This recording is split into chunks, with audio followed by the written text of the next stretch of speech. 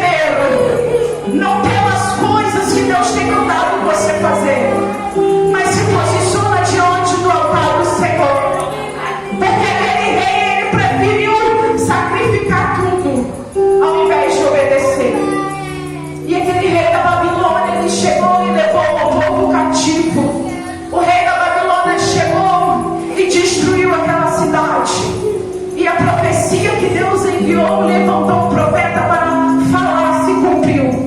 Porque passaram os céus e a terra, mas a palavra do Senhor não há de se passar. Se Deus te fez um